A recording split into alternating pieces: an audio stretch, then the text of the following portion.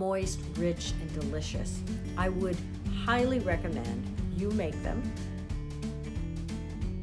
I mean, in general, I am very much a healthy eater. And if I do have sugar and fat, I want it to be sugar and fat that counts. I want to show you how to make the best brownies I have ever had.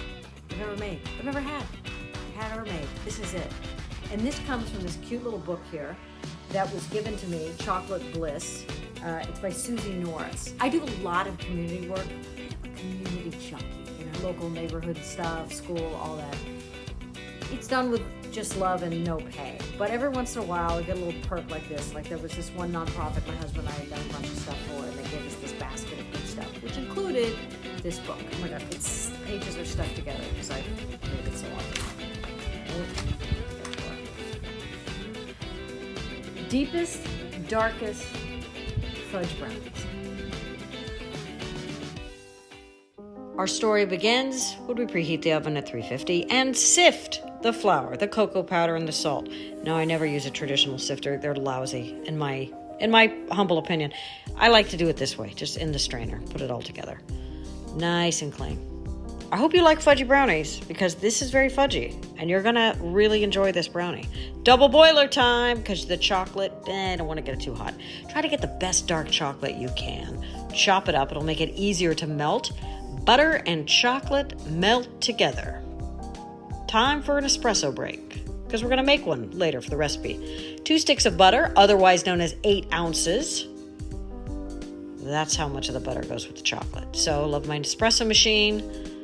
And I only need a tablespoon of espresso, so that's why I ate a little of it.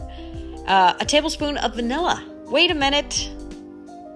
Uh-oh, not enough. Don't worry. I'm a professional here. I got a full pantry. So, tablespoon of vanilla. That goes in with the eggs. The 5 eggs. Tablespoon of espresso. And there we go. Now, 2.5 cups of sugar. Normally, I'm all about very little sugar, but we're not holding back on this one. These are the Rolls Royce of brownies, and that's why you need a lot of butter, a lot of sugar, a lot of fantastic chocolate, all the things to make it delicious. Let the chocolate cool enough so it's not going to cook the eggs, and then blend the eggs and the chocolate together. Now comes the dry ingredients, a little bit going on the counter there. That's pretty on point for me. And I'm just going to gently fold it in. I don't want to whack it around too much because that's not a good idea with flour. It gets all gluteny. Here's the money shot. Yum. Yeah, I put parchment on the bottom of the pan. I'm not sure why I didn't the day I made it. That was kind of dumb. So it goes in the oven, only cooks for about 30 minutes. Will still be nice and fudgy. And when you take it out, don't do this. You want to take it out easily, all whole, and then cut it. But my kids, as you can see, they were clamoring they were surrounding me, wanting this. It's so delicious. And those pieces are way too big because it's so rich and delicious. You only need a small piece. See, I kind of dinged the corner so I didn't get the perfect corner there. Glass of milk. What else do you need? And you can add walnuts. Have a couple for yourself and enjoy.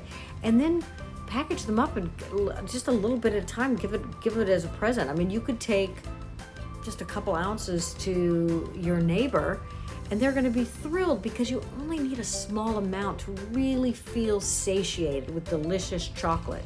And you know what you're doing when you do that? You're making your community a better place. See, it came full circle. Full circle. CC, chocolate and community. You're welcome. Be sure to like and subscribe.